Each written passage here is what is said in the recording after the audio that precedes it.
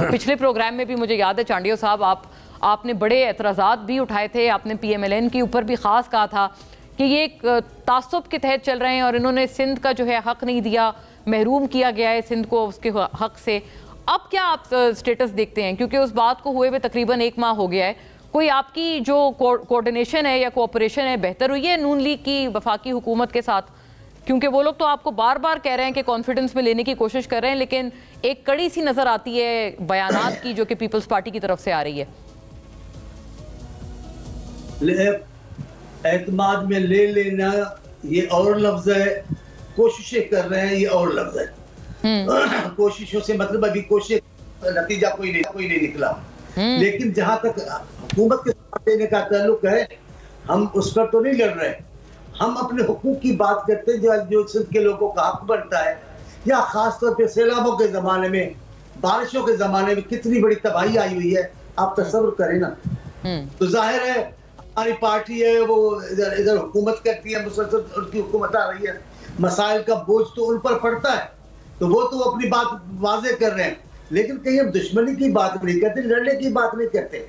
अगर ये जवाब दे रहे हैं, मैं सुन रहा हूँ नून लीग को और उनकी वजीर साहिबा है, उनको सुनता हूँ मैं पाबंदी से, मुझे बड़ी इज्जत है नून लीग के लीडर के लिए, इनके लिए।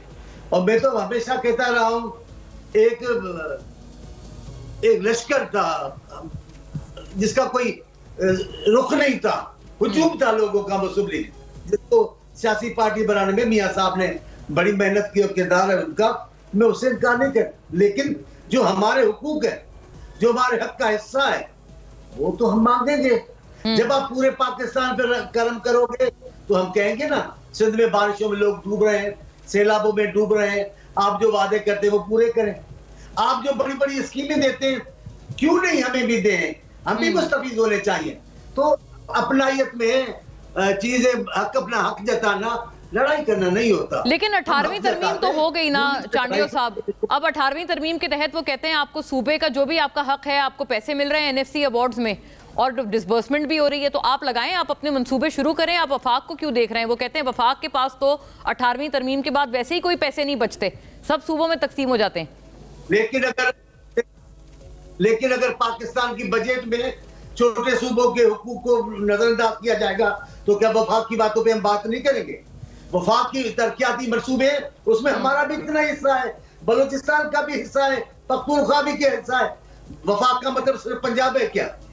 वफाक का मतलब सिर्फ मरकजी हुकूमत है क्या? ऐसा नहीं है। वफाक है, वफाक की बजट में, वफाक के मंसूबों में, उसमें भी सिंध का हिस्सा है। बिल्कुल। अच्छा, ये तासुर आपको किस चीज से मिलता है सेनेटर साहब, कि आपको लगता है कि वफाक सिर्फ पंजाब को ही जो है नवाज रहा है और दीगर सूबों को वो महरूम रखा हुआ है हक से? कोई ऐसी खास बात है जिससे आपको ये तासुर मिलता है?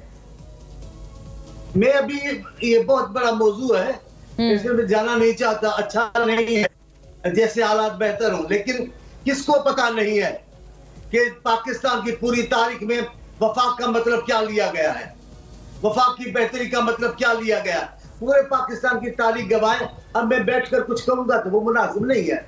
हम वफाकी हुकूमत की सपोर्ट कर रहे हैं, करते रहेंगे इंशाल्लाह, और जब आगे ले जाएंगे हम चाहेंगे कि ये हुकूमत शहबाज शरीफ साहब की मुद्दत भी पूरी करे, वादे भी पूरे करे।